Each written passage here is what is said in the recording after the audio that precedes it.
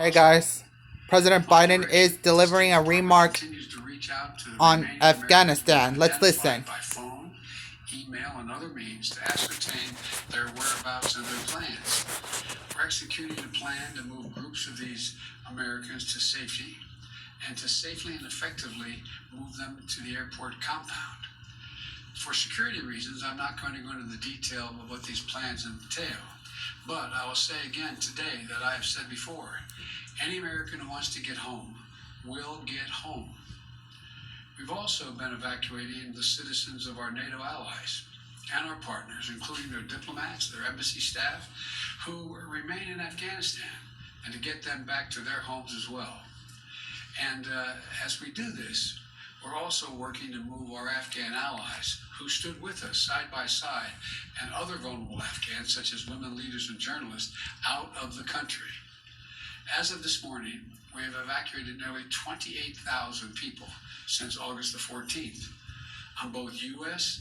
and coalition aircraft, including civilian charters, bringing the total number of people we've evacuated since July to approximately 33,000 persons. In one 24-hour period this weekend, 23 U.S. military flights, including 14 C-17s, 9 C-130 flights, left Kabul carrying 3,900 passengers. We see no reason why this tempo will not be kept up. During the same period, our military facilitated another 35 charter flights, carrying an additional 4,000 evacuees to other countries that are taking them out. Altogether, we lifted approximately 11,000 people out of Kabul in less than 36 hours. It's an incredible operation. Let me be clear. The evacuation of thousands of people from Kabul is going to be hard and painful, no matter when it started, when we began. It would have been true if we had started a month ago or a month from now. There is no way to evacuate this many people without pain and loss of heartbreaking images you see on television. It's just a fact. My heart aches for those people you see. We are proving that we can move those thousands of people a day out of Kabul. We're bringing our citizens, NATO allies, Afghanis who would helped us in the war effort. But we have a long way to go, and a lot could still go wrong. But to move out 30,000 people in just over a week, that's a great testament to the men and women on the ground in Kabul and our armed services. It also reflects a tireless diplomatic effort. In order to keep a steady flow of planes taking off from Kabul and maximize our evacuation capacity, we have quickly stood up an unprecedented global effort and established a series of processing stations in third countries. In short, we're not flying them directly to the country, we're flying to these processing stations, where we're working with more than 24 countries across 4 continents. We've secured agreements with the Gulf, across the Gulf, in Central Asia, and in Europe, including processing centers in Qatar, Germany, Kuwait, Spain, and elsewhere. It allows us to sort and process these evacuees. These transit centers provide a safe place for the SIV applicants and other vulnerable Afghanis and their families to complete their paperwork while we conduct security screenings and background checks before they continue on to their final destination in the United States or in another country, one of our NATO allies as well. And so from Asia to Africa, from Europe to the Western Hemisphere, nations are making generous offers to support resettlement efforts. And I've been in personal contact with the leaders of many countries, including Qatar, Germany, Spain, Italy, the UAE, and others. They're making vital contributions. To thank them for their support and to discuss how we can continue to coordinate our efforts in Afghanistan moving forward is the reason why I continue in contact with them. And I want to again thank all of our partners for their continuing to stand together. We've also activated the first stage of what's referred to as the Civil Reserve Air Fleet to help with the onward movement of evacuees from these transit centers. Our military aircraft and others will get them to these centers, but then we're going to get the Civil Reserve Fleet. It's a program that was designed in the wake of the Berlin airlift after World War II to use commercial aircraft to augment our airlift capacity. This is a voluntary program for our commercial airlines. And we're grateful for those airlines and the U.S. carriers who are supporting us. This effort will only use 3 or 4 planes from each of the major carriers, vast fleets of aircraft. So there should be no effect or a minimal effect on commercial air travel. And we'll stay in close coordination with our partners to mitigate any impact. These Civil Reserve flights will be helping facilitate the safe movement of people from staging locations and transit centers like Qatar or Germany to the United States or to a third country. None of them will be landing in Kabul. Now, the American aircraft part of this will not be going to any country but the United States. As this effort unfolds, I want to be clear about 3 things. 1, planes taking off from Kabul are not flying directly to the United States.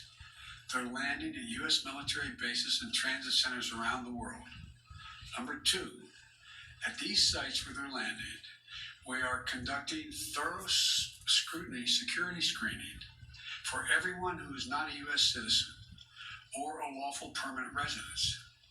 Anyone arriving in the United States will have undergone a background check.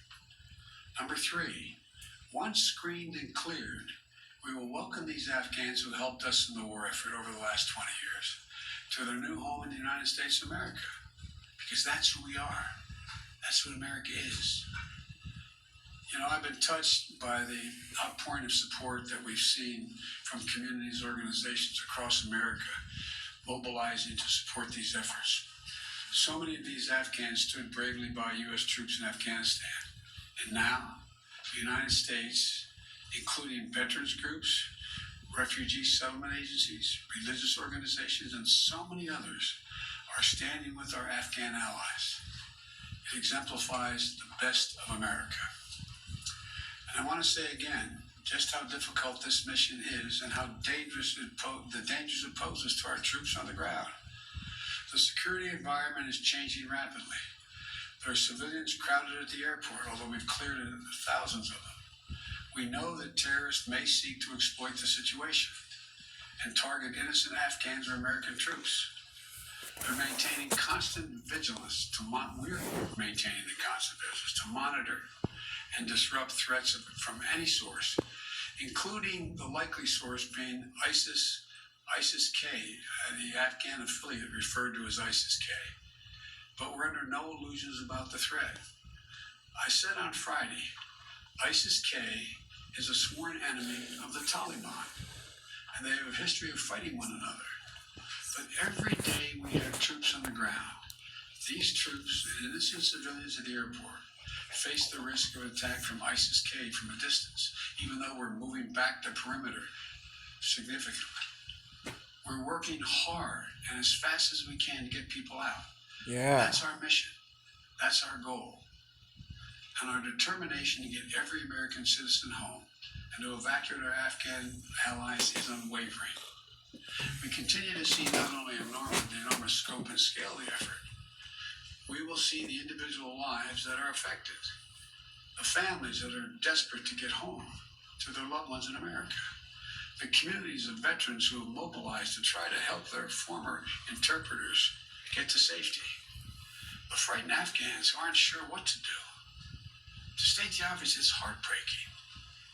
We're all seeing it. We see it. We feel it. You can't look at it and not feel it. Nothing about this effort is easy.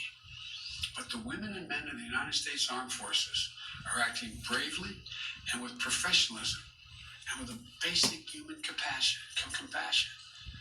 I want to offer my profound thanks to our service members on the ground in Kabul and to all those at U.S. bases around the world who are welcoming and caring for these evacuees. And to all the diplomats and civil servants who are working around the clock to rescue American citizens, the citizens of our allies, our Afghan partners, vulnerable Afghans such as women leaders and journalists. What we are doing is extraordinary. And you have to think of all they're doing. Thanks to the people from all over the world who are helping this effort. So I want to thank you, and I'll keep you informed every day as we move forward. May God protect our troops and our diplomats and who are serving in harm's way. And I'll take a few questions. Darlene from the Associated Press. Mr. President, Yes. We're 9 days away from the August 31st deadline. Will you extend that deadline, or what is your thought process on extending the evacuation operation? There's discussion. All right, Okay. you're listening to President Biden with dual challenges on a Sunday, talking about tropical storm Henri. All right.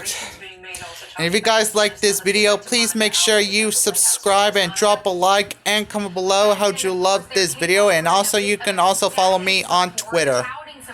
And that's my name right there on my YouTube channel. So you can follow me on Twitter. See you on the next video soon. And I'm still taking a break on YouTube. See you soon, everyone.